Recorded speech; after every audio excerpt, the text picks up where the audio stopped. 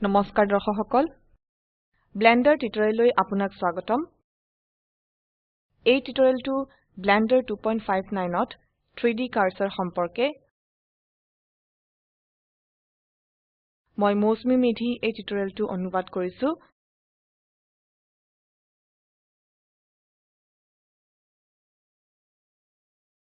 এই টিউটোৰিয়েল চাবলৈ আমি শিকিম যে 3D কাৰ্সাৰ কি কিভাবে ব্লেন্ডাৰত 3D কাৰ্সাৰ ব্যৱহাৰ কৰি 3D ভিউত নতুন বস্তু আৰু ব্লেন্ডাৰত 3D কাৰ্সাৰৰ বাবে স্ন্যাপিং বিকল্প জুড়াব পাৰি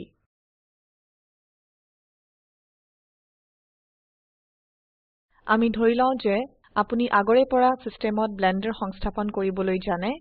নহলে ব্লেন্ডাৰ সংস্থাপন কৰাৰ আমাৰ আগৰ টিউটোৰিয়েলটো পঢ়ক 3D কাৰ্সাৰ ক্ৰস হেয়াৰৰ সৈতে ৰঙা আৰু বগা ৰঙৰ বৃত্ত যাক আপুনি ব্লেন্ডাৰ পৰ্দাৰ কেন্দ্ৰত দেখিব পাৰিব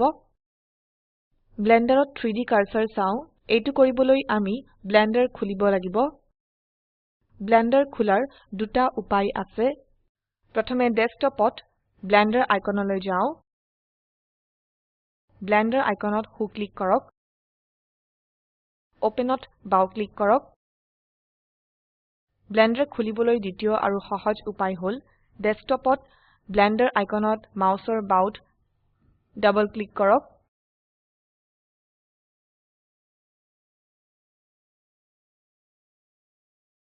এইটো ব্লেন্ডাৰ 259 অনুগ্ৰহ কৰি মন কৰিব যে ইয়াত প্ৰদৰ্শিত পৰ্দাৰ ৰেজল্যুশন 1024*768 পিক্সেল হয় ব্লেন্ডাৰ ইন্টাৰফেসত ফন্টৰ আকাৰ বৃদ্ধি কৰা হৈছে যাতে আপুনি দিয়া সমস্ত বিকল্প বুজিব পাৰে ইন্টাৰফেস ফন্টৰ আকাৰ কিভাবে বৃদ্ধি কৰে তাক শিকিবলৈ ইউজাৰ প্ৰেফাৰেন্সেছৰ টিউটোৰিয়েলটো চাওক এইটো স্বাগত পৃষ্ঠা বা স্প্ল্যাশ স্ক্ৰীন হিসাবে পৰিচিত ব্লেন্ডাৰ সম্পৰ্কে শিকিবলৈ ই কিছু দৰকাৰী ৰেফাৰেন্স লিংক দেখায় স্প্ল্যাশ স্ক্ৰীন অপসাৰণৰ বাবে কীবোৰ্ডত এস্কেপ টিপক বা স্প্ল্যাশ স্ক্ৰীনৰ বাহিৰে ব্লেন্ডাৰ ইন্টাৰফেসত কোনো এটা ঠাইত বাও মাউসত ক্লিক কৰক এতিয়া আপুনি ডিফল্ট ব্লেন্ডাৰ কৰ্মক্ষেত্ৰ দেখিব পাৰিব 3D কাৰ্সাৰ কিউব দ্বাৰা পৰিবেষ্টিত পৰ্দাৰ কেন্দ্ৰৰ খুফালে আছে আমি কাৰ্সাৰ সঠিকভাৱে দেখিব নোৱাৰো সেইভাবে কিউব মুছাটো দৰকাৰ ডিফল্ট ৰূপে কিউব আগৰে পৰা নিৰ্বাচিত এইটোক মুছিবলৈ কীবোৰ্ডত ডিলিট বুটাম টিপক ডিলিটত বাও ক্লিক কৰক ইয়াত আপুনি এতিয়া 3D কাৰ্সাৰ ভালমতে দেখিব পাৰিব 3D কাৰ্সাৰৰ প্ৰধান উদ্দেশ্য হল 3D ভিউত জড়িত নতুন বস্তুৰ স্থান নিৰ্দিষ্ট কৰা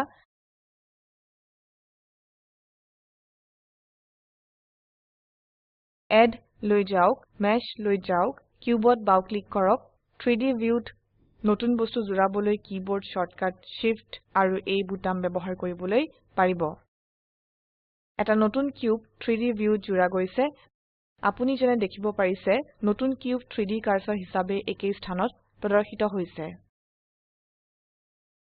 এতিয়া দেখো যে নতুন স্থানত নতুন বস্তু কিভাবে যোগ কৰিবলৈ পাৰি প্ৰথমে 3D কাৰ্সাৰক নতুন স্থানলৈ নিব লাগিব এইটোৰ বাবে 3D স্পেচত যিকোনো স্থানত বাও ক্লিক কৰক আমি কিউবৰ বাওফালে ক্লিক কৰিছো নতুন বস্তু মেশ যোগ কৰিবলৈ Shift আৰু A টিপক UV স্ফিয়াৰত বাও ক্লিক কৰক UV স্ফিয়াৰ 3D কাৰ্সাৰৰ নতুন স্থানত প্ৰদৰ্শিত হয় এতিয়া আমি 3D কাৰ্সাৰৰ বাবে স্ন্যাপিং বিকল্প চাম অবজেক্টলৈ যাও স্ন্যাপলৈ যাও এইটো স্ন্যাপ মেনু ইয়াত বিভিন্ন বিকল্প আছে আপুনি কীবোৰ্ডৰ শৰ্টকাট Shift আৰু S ব্যৱহাৰ কৰিবলৈ পাৰে Selection to Cursor E 3D কাৰ্সাৰত নিৰ্বাচিত আইটেম দেখায় উদাহৰণ স্বৰূপে 3D কাৰ্সাৰত কিউব প্ৰদৰ্শন কৰো কিউবত হু ক্লিক কৰক স্ন্যাপ মেনু উপৰলৈ আনিবলৈ Shift আৰু S টিপক Selection to Cursorত বাও ক্লিক কৰক কিউব 3D কাৰ্সাৰত প্ৰদৰ্শিত হয় এটা কিউবক হুফালে নিয়া যাওক গ্ৰীন হ্যান্ডেলত বাও ক্লিক কৰক মাউসক ধৰি আৰু হুফালে টানি আনক কিবোৰ্ড শৰ্টকাটৰ বাবে G আৰু Y টিপক 3D viewত মুভিং অবজেক্ট সম্পৰ্কে অধিক জানিবলৈ বেসিক ডেসক্ৰিপশ্যন অফ ব্লেন্ডাৰ ইন্টাৰফেসৰ এই টিউটোৰিয়েলটো চাওক স্ন্যাপ মেনু উপৰলৈ আনিবলৈ Shift আৰু S টিপক কাৰ্সৰ টু সিলেক্টেড ইয়াত বাও ক্লিক কৰক 3D কাৰ্সাৰ নতুন স্থানত কিউবৰ কেন্দ্ৰত প্ৰদৰ্শিত হয় যদি আপোনাৰ ওচৰত একেই সময়তে একৰ অধিক বস্তু নিৰ্বাচিত থাকে ধৰক কিউব আৰু UV স্ফিয়াৰ ইয়াতে আছে কাৰ্সৰ টু সিলেক্টেড দুটা নিৰ্বাচিত বস্তুৰ কেন্দ্ৰত 3D কাৰ্সৰ প্ৰদৰ্শিত হয় আমি দেখাও আপুনি যেনে দেখিব পাৰিব কিউব আগৰে পৰা নিৰ্বাচিত UV স্ফিয়াৰ নিৰ্বাচন কৰিবলৈ Shift আৰু ৰাইট ক্লিক কৰক এতিয়া আপোনাৰ ওচৰত একেই সময়ত দুটা নিৰ্বাচিত বিকল্প আছে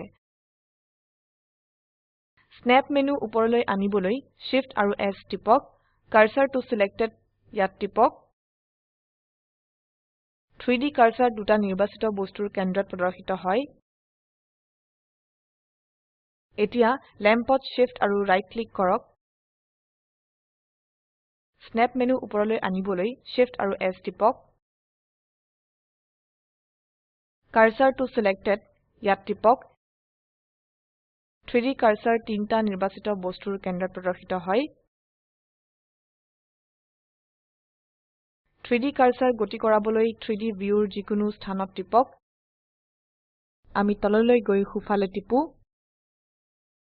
স্ন্যাপ মেনু উপৰলৈ আনিবলৈ Shift আৰু S টিপক কাৰ্সৰ টু চেণ্টাৰত টিপক 3D কাৰ্সৰ 3D ভিউৰ কেন্দ্ৰত প্ৰদৰ্শিত হয়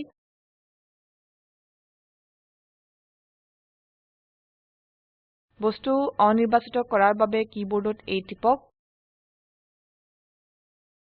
এতিয়া UV স্ফিয়াৰত হু ক্লিক কৰক এইটো অনিৰ্বাচিত কৰাৰ বাবে A টিপক স্ন্যাপ মেনু উপৰলৈ আনিবলৈ Shift আৰু S টিপক কাৰ্সৰ টু এক্টিভত টিপক 3D কাৰ্সৰ পূৰ্ব সক্ৰিয় নিৰ্বাচন UV স্ফিয়াৰৰ কেন্দ্ৰত প্ৰদৰ্শিত হয় 3D কাৰ্সাৰে অতিৰিক্ত সুবিধা প্ৰদান কৰে যি মডেলিংৰ সময়ত পিভট পইণ্ট হিচাবে ব্যৱহৃত হয় কিন্তু আমি এইটো পিছৰ টিউটোৰিয়েলত চাম এতিয়া 3D কাৰ্সাৰ ব্যৱহাৰ কৰি বিভিন্ন স্থানত 3D ভিউত নতুন বস্তু যোগ কৰাৰ চেষ্টা কৰক তাৰ পিছত স্ন্যাপ মেনুত স্ন্যাপিং বিকল্প খুলক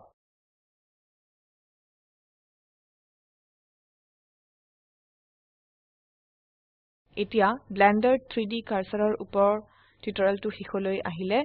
এই প্ৰকল্পটো ভাৰত চৰকাৰৰ MHRDৰ ICTৰ মাধ্যমেৰে ৰাষ্ট্ৰীয় শিক্ষা মিছনৰ দ্বাৰা সমৰ্থিত হয় এই সম্বন্ধে আৰু তথ্য oscar.iitb.ac.in আৰু spoken-tutorial.org/nmeict-intro এই ওয়েবসাইটত উপলব্ধ